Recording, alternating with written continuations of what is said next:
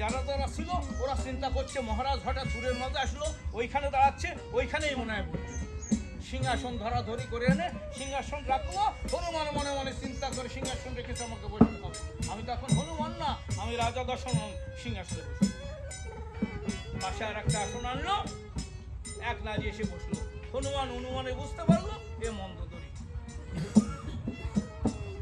কয়েকজন সুন্দরীতে চামর ধুলায়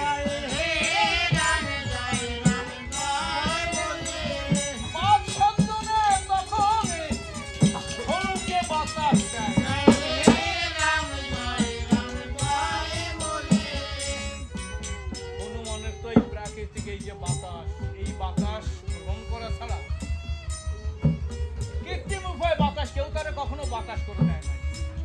আগে রাজদারে চামর থাকতো, সে চামর বড় বড় চামর, এই চামর দিয়ে রাজাদের বাতাস টাতাস করা। এক সময় এমন হনুমান রাবণ হয়েছে, মহারাজকে বাতাস করছে কয় না।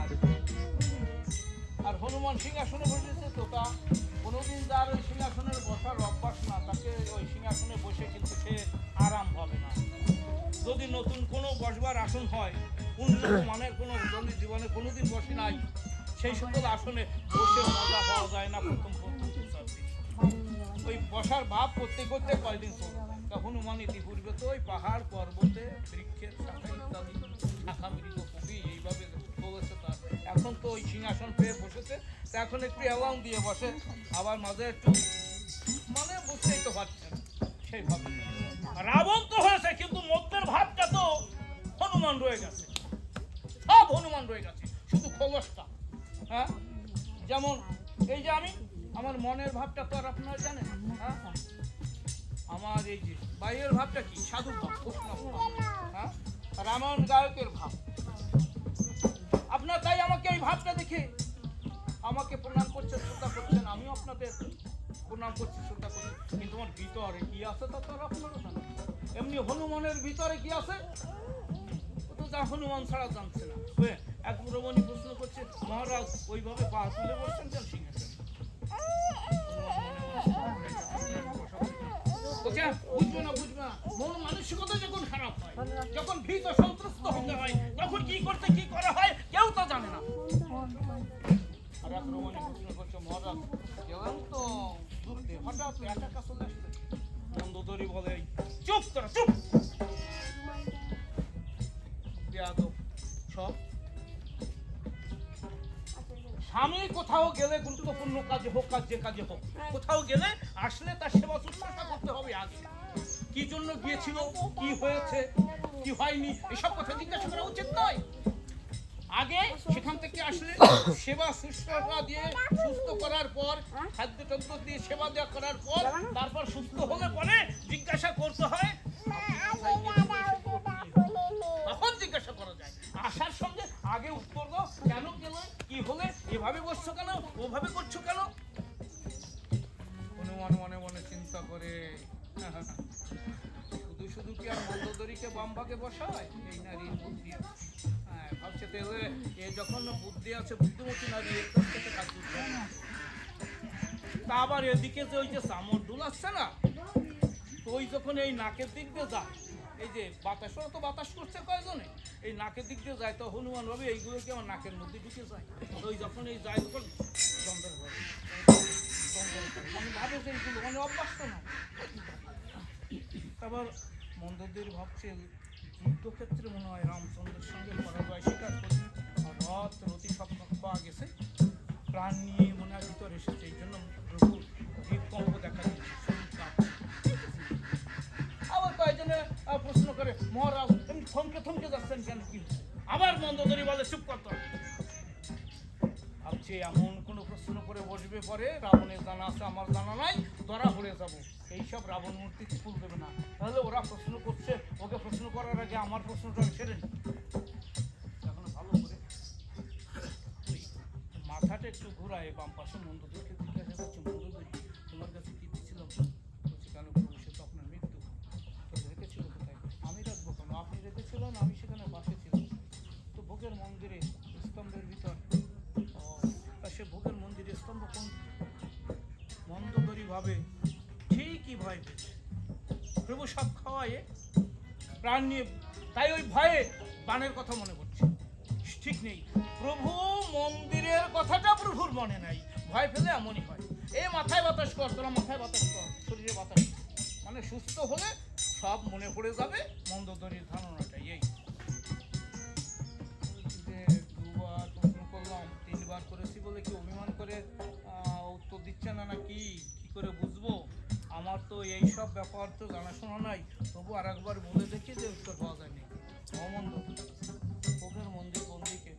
তোরা মাথায় বাতাস করতে বললাম, মাথায় বাতাস কর। কিন্তু ঘটনা হচ্ছে কি, ওই রাবণের একটা সমস্যা ছিল।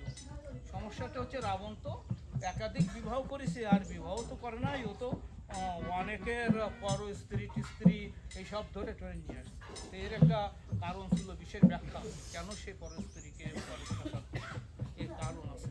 এই পর স্ত্রীর ঘর অত্যাচার করার একটা মাত্র কারণ ছিল রাবণ, যেটা বাল্মীকি রামায়ণে, কীর্তিবাসী রামায়ণে, অদ্ভুত রামায়ণে, রাম রসায়নে এইসবগুলো লিখেছে আর কি। ওই একটা মাত্র কারণ ছিল রাবণ এইগুলো কিন্তু মন থেকে করতো না, তথাপিও স্পর্শ একটা পাপ আছে। এই যে পরনারীর যত সীতারও চুলির মুঠ ধরে পালন করেছিল, এই চুল ধরেছিল, এই চুল ধরার কারণ কি, এই একটা রহস্য আছে। আপনারা দেখবেন এই কোরআনে, যাই হোক আমার মনে নেই, মনে পড়লে বলবো। এই যে পরনারীর চুলি ধরলে পুরুষের পরম আয়ু হয় ক্ষয়, পুরুষের বংশ সে মরার জন্য এবং বংশ ধ্বংস করার জন্য সবচেয়ে একটা সহজ পথ আছে। হ্যাঁ, সবচেয়ে একটা সহজ পথ আছে। সবচেয়ে সহজ পথটা কি জানেন? পরনারীর কেশগ্র যদি স্পর্শ করা হয়, শুধু পরনারী না, শাস্ত্রে কি বলে জানেন? সহধর্মিনী, জায়ার, বধূর, স্ত্রীর, বোঝ সোয়াসাপড় দেওয়া যায়, রাগটা বলি দিলাম, দুই এক সোয়াসাপড় দিলাম, হ্যাঁ এইটা শোন দিলাম সর, কিন্তু চুল ধরা যাবে না। ক্রোধ করি স্ত্রীর চুল ধরলেও মহাপাপ হবে। কি হবে জানেন? গৃহ লক্ষ্মী ছাড়া হয়ে যাবে, সেই গৃহে লক্ষ্মী থাকবে না। পুরুষ ক্রোধ করে যদি স্ত্রী কেশাগ্র স্পর্শ করে সেই গৃহে, তাহলে দুই চার চাবুর দেন, অসুবিধা নাই, কিন্তু সাবধান, চুল করে চুলির মুঠি ধরে কিলেন না, এক ধরনের আছে। হ্যাঁ না, পুরুষের কথা বলতেছি একটু পরে, পুরুষের কি করা যাবে না সেটাও বলতেছি। যেমন নারীর একটা অধিকার দিলাম, পুরুষের তো হ্যাঁ। তাহলে রাবণ এগুলো করেছিল কি? তার বংশকে ধ্বংস করে দেওয়ার জন্য, যথাসম্ভব তাড়াতাড়ি সবংশে নিবংশ হওয়ার জন্য ইচ্ছা করে কিন্তু সীতারে আনে, এবং আরো অন্যান্য বেদবতীর অভিশাপ, আরো অন্যান্য এই সকল পাপ করে রাবণ নিজের বংশকে ধ্বংস করে দেওয়ার জন্য। তাই মন্দোদরী একাধিক বিবাহ, মন্দোদরী সহ রাবণ তো একাধিকবার বিবাহ করেছে, মোটামুটি আরো অনেকে আছে, এইসব এনে টেনে তো অনেক করেছিল, কিন্তু ওদের মধ্যে সুন্দরী রমণী অনেক ছিল, কিন্তু একমাত্র মন্দোদরী ছাড়া রাবণ বামভাগে বসতে দিত না, তার বামভাগে মন্দোদরী ছাড়া বসতে দিত না। এ নিয়ে ওই পিছনে কিন্তু সমালোচনা ছিল, ষড়যন্ত্র ছিল। ভালো ভালো রূপবতী মেয়েরা তারা ভাবতো যে আমরা রাবণের স্ত্রী, তা বামভাগে বসতে পারবো না কেন, একা মন্দোদরী বসে যাবে। সুযোগ খুঁজত কোন পথে ঢোকা যায় মন্দোদরীকে ওইখান থেকে উঠায় দেওয়া যায়, কিন্তু মন্দোদরীকে উঠায় দেওয়া তো আর মুখের কথা নয়। হ্যাঁ, সে তো ওই কাম কামনা লোভ লালসা নিয়ে স্বামীর পাশে পাশে নাই কখনো, ওকে সরাবে কি করে? আজকে একটা বক্তব্য ওই মন্দোদরীরে বলছে ভোগের মন্দির কোথায়, মন্দির কোথায়? ওই দিদি বলতেছে না, ওই কয়েকজন পাশে সমালোচনা করে দলবদ্ধ যায়, মহারাজকে আমরা সেই মন্দিরে টেনে নিয়ে যাই, তাহলে মন্দোদরীর পর অখুশি হয়ে আমাদের অন্তত বাম ভাগে বসতে দিলেও দিতে পারে, মানে একটু বেশি ভালোবাসা দিলেও দিতে পারে।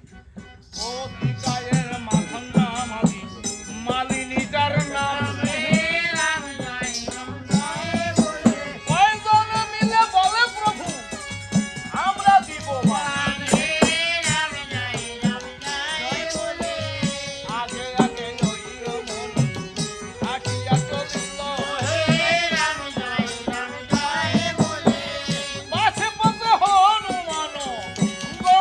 করিল